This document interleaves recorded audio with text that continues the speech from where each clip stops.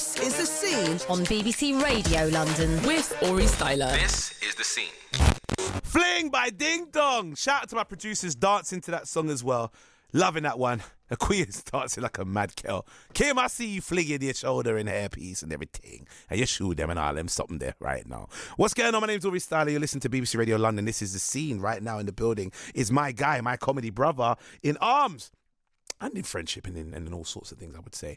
Big shout out to my guy, Mr. Dane Baptiste. How you doing, bro? I'm good. What's Gucci with you, brother? Gucci. I'm all Gucci, bruv.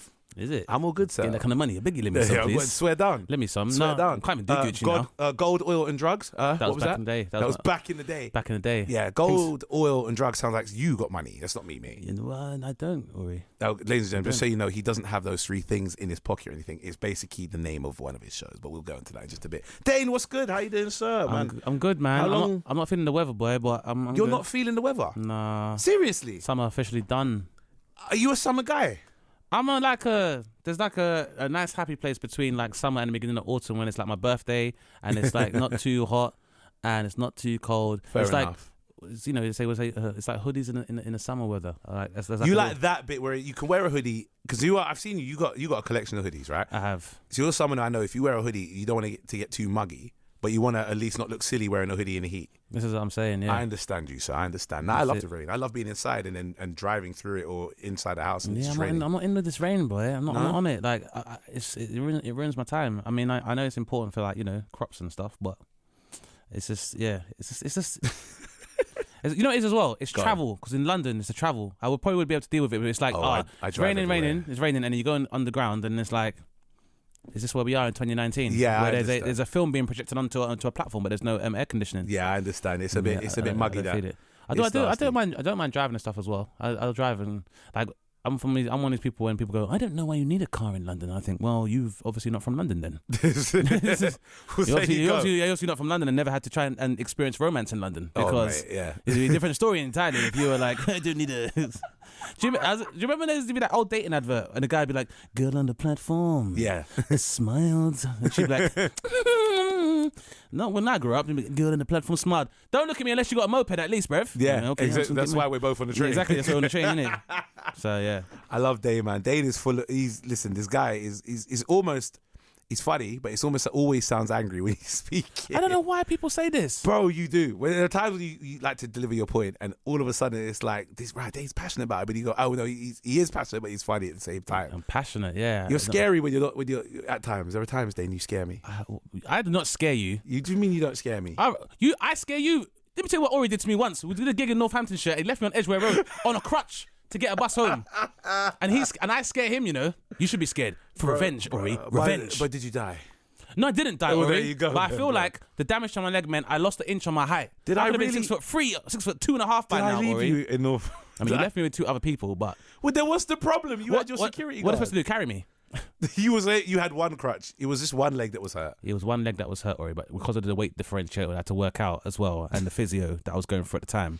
Running for a bus was not the thing. Oh, right, my bad, Dane. Night bus on crutches. I'll make sure it doesn't happen again. It's right, Aurie. It made me stronger. I mean, psychologically made me stronger. Physically, who knows? Okay, Dane, what degenerative disease I'm going to be dealing with. I'm sorry, Dane. I'm all right. going to say it's live on air. I apologise for leaving you with two other people. Aurie. When I'm in my wheelchair, come and see me, innit? You in your wheelchair. You survived that. Your leg's fine now. I mean, it twinges sometimes in this weather. Well, changing weather makes it twinge a bit. I'm not Mother Nature. I can't do nothing for you there, bro. This is true, I guess. So Dane Baptiste, ladies and gentlemen, if you lot don't know who this guy is a fantastic comedian. Actually, one of the first, if not one of the, I think it was the first black comedian to be nominated for a comedy award at Edinburgh Fringe Festival. Is that right? This is right. Congratulations, sir. I mean, it's well back then, but even still, that's way back. Yeah. But yeah, it was cool, man. I mean, it's for me, it was just like, you know, it was surprising because obviously there's been a lot of people that went before me and people that you and I know and kind of were inspired by, and it was just mad to be like, oh, like me, yeah. So, but then, you know, fast forward now 5 years, and you know, there's a lot more. Like this year, it was like a record number of nominees as well. So that was the endeavor for me. It was like, you know, I saw kind of how the landscape lay where mainstream comedy was concerned. It was just something I wanted to change. So, seeing that change now, I mean, it's still very early, but yeah, man, it's good. It's good. I feel like there was a time where a lot of people felt like the Fringe, which is the world's largest art festival, wasn't for us. in inverted commas. Yeah. But I feel like now people are like, I'll go have jokes will travel. The climate's definitely changed. I feel like people are now privy to a lot of entertainment being put out on, let's say, social media and being forced to go. Digital media in general. Yeah, there you go. And then being forced to go, actually, from what I thought comedy was or entertainment was back then, I'm seeing that as a plethora of amazing talent from all walks and backgrounds. Yeah, and different voices and stuff as well. Exactly. It's democratized the whole scene, and I think it's a great thing. And I feel like it's very strange that there were like certain groups where it was like they appear to be the majority on TV, but globally they were a minority. Yeah. And I feel like now there are a few more voices that have been able to like get around gatekeepers and stuff and broaden the palette of comedy audiences.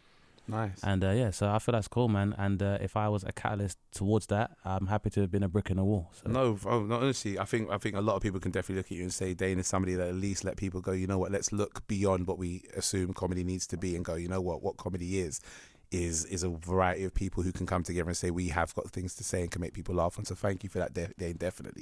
Definitely. Fast forward, we had Citizen Dane, if I remember, Reasonable Doubts. Yeah. It wasn't God Next, was it? It was Gold, Oil and Drugs. And then there was also I did a special with Soho Theatre, which is available now. Shameless plug. Oh, nice. And it's called Dane, which stands for Discussions About Nothing and Everything. See, that's the one I was thinking. Yeah. So I'm that's sure, wasn't that before? That was before. Gold, Oil and Drugs, and that is now that's available as well at the moment, and so now being shown on British Airways. Yes, I saw that. Yeah. I flew on BA and I saw that. I was what, Dane? Quan?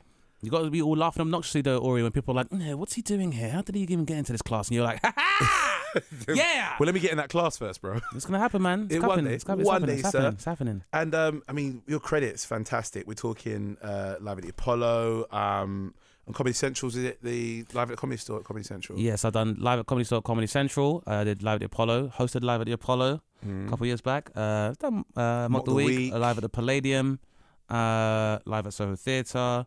Recently did Comedians Giving Lectures, the stand-up sketch show. What else is there?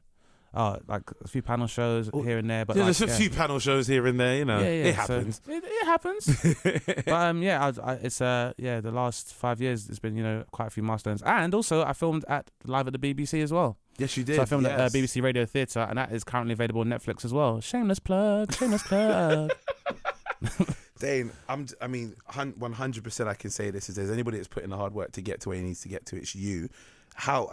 When you look back at this stuff, is there still parts of you going, I've missed some bricks, I've missed some slots? I think you do that anyway. I guess I'm somebody who tends to obsess over my career and stuff. So yeah, you always feel like, I should be doing this, or can I do this? And it's comedy is a very solitary art form. So sometimes we get caught up, especially with the industry, in this kind of zero-sum game where if another comic gets something, we lose out on something. And you realise that the more experience you get, that everyone has their own path anyway, and so it's a marathon, not a race. So there might be something that you might do earlier in your career, and something you don't necessarily get to do, and then you get that to maybe 3 or 4 years down the line. No, that's true. It's not supposed to be, if it's 2 years, it took 2 years or 5 years to get to a certain point. It shouldn't be someone else's 2 years or 5 years. It's when that time. It's when that time's right, and it's when that time's right as well. Because you can be thrust into a position, and you can be given opportunities, and if you're not prepared, so say about luck is an opportunity met with preparation, right? So. If you're not prepared, what you don't want is to be put in a position where you can't necessarily maximize or realize your potential, and then you lose that opportunity. So I've had to learn probably in more recent times to take things in my stride and stuff, and realize that, as much as you'll pine for things, life or happiness is reality minus expectation. So, you can have all these things and it can be gone tomorrow through some other means and stuff. So it's cool, man. I'm just, more in a space of just taking it a day at a time, enjoying it. And it's a good, the best part about comedy for me is that, I can write what I want and say what I want, and there's always somewhere I can go and do that. So that's always the good part of it as well. Do you feel like you can still, this is a question that we get asked all the time, and I feel like it's gone back and forth with this, do you feel like you can fully still say what you want? Yeah, I do, personally, yeah. I'm aware, definitely, the social climate, and there are a lot of people that lament the fact that they feel they're being repressed as creatives and stuff. And I personally just feel like, it's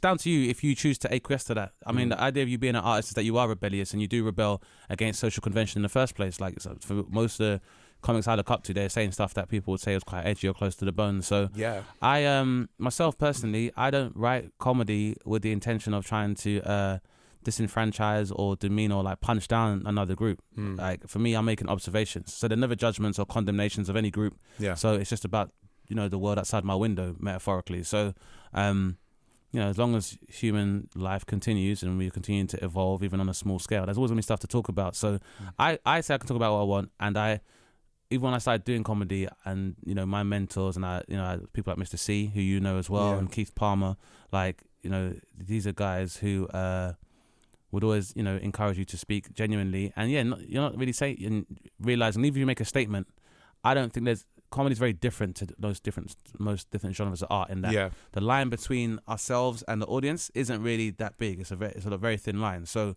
people come to see comedians almost to get this kind of journalistic viewpoint in terms of entertainment. Like, obviously you might be a superstar or whatever, but people come to you because they're like, I can hear this guy's. You're supposed to have your finger on the pulse. There's a certain level of common touch. Voice, you're the voice, So you're a conduit between them and between like the industry. So for me, it's like, if I make statements as a comic, I'm aware that people might challenge them. And comedy, I guess, as I was taught, is that you're trying to create like this aesthetic conversation anyway. Yeah. And sometimes you make an outlandish statement where people will challenge you on it. So for me, it's like, that really pushes me to for quality control. So rather than me flippantly saying stuff or recycling any kind of stereotypes or ideas, I will always try and give everything a certain amount of time and dissect something. So I think it's the only way you can make a good observation on something anyway. Of course, yeah. So, I just think you can be better at comedy, especially if you're making observations, by putting yourself in other people's shoes. And I think when you do that, then you will develop more empathy, which means you'll be a better writer about the stuff you're talking about. And it means you won't necessarily write stuff that will be, offending people.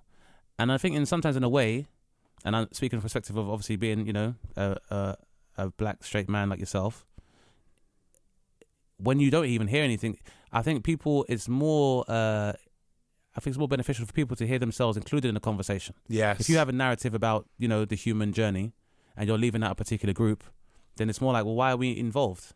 So any person I speak to, whether it's like, I guess, more minority communities, whether it's LGBT plus, or whether it would be people disabled, or, people varying class, or different nationalities and genders or religions, I'm going to do it from a perspective where the context will always be, I'm only speaking from my perspective. And this is not a generalization about anybody, and very easily I could be completely wrong. And as an artist, I just leave myself open to that anyway. So even if I made a statement and someone's like, you kind of missed the point there, I'm prepared to be like, well, that was wrong. Yeah, I said this before, and then, let's look into it. Yeah, look into it, because, the whole thing is dynamic. I don't believe in a perfect joke or perfect observation. Like, human life changes all the time. The world keeps turning. So I feel like my art has to represent that as well. So I never feel like you can't say what you want, and I feel like the people who are like, oh, there's no freedom of speech, are people that really, there was never really freedom of speech. So, for some people, there was never freedom of speech, to be 100%. Fair. So when I hear people talking about, like, I can't say this and that, it's like, you can. What you mean is you want to say it and not have any consequences. Yeah. And there's a lot of artists, and a lot of our predecessors who never had that opportunity. You look at someone like Lenny Bruce. Like, the stuff he's saying now would be considered, cool. It's like, by the time he had to do, he's getting locked up for breaking obscenity laws and stuff like that. So, I just, for me, it's, I guess, an artistic or as a romantic point of view, whereby, like, I want to be someone that carries the torch for my predecessors and stuff, and people that broke ground and pushed the envelope. So even if people think it's hard to talk, it might be, but I'm not going to conform to that just because people are easily offended these days. No, of course. I feel like much of change that's happened in history has been by somebody who says, I'm going to say something which disrupts the order, which makes people go, I'm going to have to think, why am I offended by this, or if I really am. Generally, I find that when I do comedy on stage, just like you, it's never the person that is part of the group that you may say a joke or reference to. It's other people that feel that they should be offended on their behalf. Exactly. On their behalf. So I could say something about one group of people, another group may come in and say, well, that's rude. But the group of people go, no, it's we are able to look at that and go, we can see the humour in it because he's given it enough attention. Yeah, exactly, and it's and balance. Exactly. I think a good part is balance. And I think this is, and like I said, having my mentors was important, because the first thing they said to me was that if you're going to write jokes, as you continue to write jokes, what you always have to be prepared to do more than anything else as a comedian is laugh at yourself. Yes. Yeah. If you can't take it, then you don't say it then. Yeah, come off the stage then, because like I said, that's the balance. Because like you said, if you're talking about a group that might be historically marginalized or is normally the subject of ridicule, then with that same kind of energy you're using to ridicule that group, you should be able to really ridicule yourself.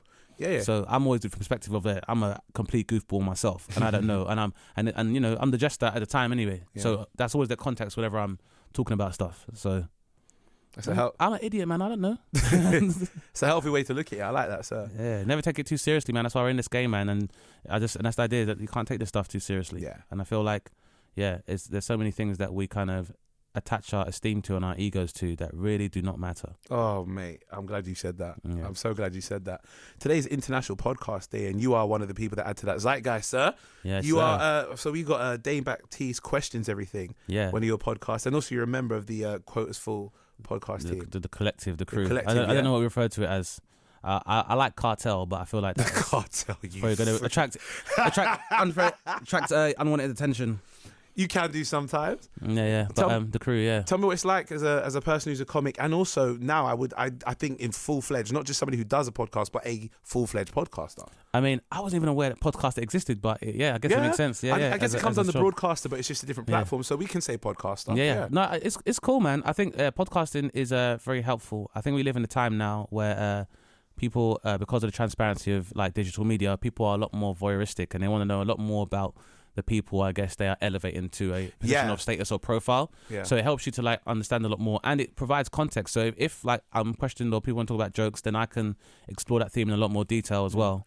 And it just lends to what we were saying before. Like I can have guests on my show, and rather than have to make any presumptions and stuff, I can ask them that question and they can elaborate on that, and I get to learn a lot more. And I just think, again, it's just for me, I've always felt like I've always tried to have a healthy thirst for knowledge, and I feel like most changes in the world take place by someone asking why.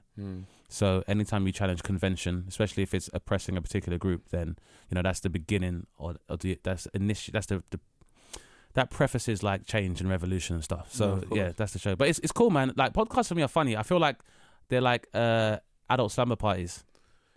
That's a good way to look at it. I think that's what the appeal of podcasts is, that where people are now living in a time where they are cash rich and time poor, and it's very little time for yourself or to observe friendships, and in the same way you would when you were younger. Like when you used to have a slumber party normally was a set up where it's overnight, something you'd hear people having a conversation as you're dropping off to sleep. Yeah. And then because you have that platonic intimacy of being with your friends and stuff, then you get to talk about stuff you wouldn't normally be able to talk about in your normal life. And I feel like podcasts are the same, trying to recreate that same thing, whereby like if an adult goes to like a slumber party now, there's another word for that I'm not sure I should say it this time. But yeah, I feel like it's clear that we're a social species, and people still want that kind of thing where you can sit around amongst friends or people who you find interesting and listen to them have a conversation within the comfort of your own home or in your own bed. So yeah, I hope I can definitely lend to that whole thing as well. Or maybe just do a podcast called Adult Slumber Party. Nobody steal my idea, please. No one steal your idea. You know you heard it first anyway. This is right now, this is documented. As soon as it's been said, no one can take that, sir. That's what's up. And let us know. Also, you've got your next show you'll be launching next year, the Chocolate Chip. Yeah. This will be special number 5, 6? Number 5. Number 5. Yeah, but it's my third tour show. Nice. Yeah. I'm looking forward to it, man. And what are we going to see on the Chocolate Chip? So it's interesting when you were saying before, but I always seem angry. Because the show's kind of about that, in that more recently, I guess as you get more of a profile, you have to engage with people. Every time, if I express dissent about something, people will say I'm angry and aggressive and stuff. And I feel like it's a part of how people view this like black straight male archetype, that we're it's very binary in terms of our emotional spectrum. Yeah, so that's what we always describe as. We're either angry or asleep. Like we don't really, and occasionally horny in it, and then dancing, and we don't really get like we don't. And I think in a time now where we are all having a discussion about like mental health, and the, emotional spectrums, and addressing toxic masculinity and heteronormative models in terms of like dealing with emotion. I feel like we're not really looking at the fact that if we're discussing issues like body image and body dysmorphia, mental health, when are we going to have this conversation that if it's been stitched to you from government all the way down that you're an inferior person because of the colour of your skin, that's obviously going to affect your body image and give you some level of body dysmorphia, which would in itself manifest in terms of whether it's bleaching cream or dyeing your hair or, as we're all aware of. And then the other part was like, in terms of mental health, it's like, again, it's just that you're inferior, being denied the same economic and social and political opportunities as everybody else. It's going to give you a level of an inferiority complex, or at least a certain level of resentment that will be manifest as anger. So my whole thing was like, comedy is a great way of me able to discuss these things and discussing race relations. Yeah. But a lot of the time people are like, oh, why are you still discussing racism? Why are we still talking about racism? Because you're still doing it. It still happens. Do you know what I mean? Yeah. So it's like, when they're like, oh, like, I always put it this way, Stevie Wonder and Ray Charles are both blind, and they both have tunes about racism in it. So if two blind people can see it, it must still be there. If literally two blind people can see it, it's like, what do they know? What do they know? They can play instruments with their eyes literally closed. Yeah. So they know a lot. So my thing is that, like, when you discuss it, people try and reduce your argument or your narrative and be like, you got a chip on your shoulder, and or you'd be arguing with like feminists and things. I'm like, if we're going to discuss something like feminism, then I hasten to remind you all that the majority of the diaspora are women. Yeah. Just statistically speaking, most black people who are discussing their angst or their angst in terms of structural institutional racism are going to be women too. Yeah, so there's an intersectionality between racism and sexism too. So it's still valid, but people will say you got a chip on your shoulder. So when I used to hear this all the time, I was like, in this time now of body image, when people are like, I like my curves, I like my bum, I like my silhouette, I'm like, well, I like my chip. And that's where the name came from. It's the chocolate chip. I like having a chip on my shoulder. There's a good reason for it. I'm looking forward to seeing this. So so that's what the show discusses, and the show basically is about, like, I guess, discussing a phenomenon that makes me angry, and what has helped to contribute to this complex. But it's also the fact that I'm like, I don't know if you guys have been paying attention. There's a lot of stuff happening in the world right now that we should kind of be angry about. And it's not that I'm just an angry black guy. Maybe I'm just a guy who looks at the world as an idealist, sees the state of it, and it makes me angry. And I'm incidentally black. Because, like, little things like, I don't know, Aurie, you don't have kids, I don't have kids. But I worry that when we have kids, I'll be reading my kid a story, and they'll be like, and then the tiger said, and my child will go, what's a tiger? And I'll be like, the big cats with stripes. And he'd be like, oh, daddy, those died. And I'll be like, yeah. So, and that's a small thing, that's the tip of the iceberg, right? But I just feel like, we're in a time now where I think a lot of anger is justifiable. And again, anger in itself has a spectrum of how angry you can be at certain things. Like I'm momentarily angry when I stub my toe on some Lego or on the side of my bed. Yeah. But it doesn't mean that I'm going to go and do a madness to anybody. But I just feel like, again, I think some people have a privilege whereby they don't have to process their anger as much as other people. Yeah. Because they will have the privilege of being able to have access to maybe psychiatric help in a form of therapy or, medication or, being able to remove themselves from a toxic situation which is going to lead to anger. Yeah. Not everybody has that. So instead of just like people having to deny this as an emotion, I feel like it's very healthy for people to explore that. And I feel like anger can be the catalyst for change. Sometimes people need to be able to say, this happened to me and I experienced trauma and it made me angry, and I need to have that catharsis before healing can begin. Because you can't, you can't heal a wound unless you acknowledge that there is a wound in the first place. Yeah. So that's the principle, really, that I just think there's some more minutiae of life that makes people angry. There's some stuff that's on the global, it's like a threatening that makes people very angry. But I think it's a healthy emotion, and we just need to be able to, rather than reduce it or try to pacify it, sometimes let it out, right? Yeah.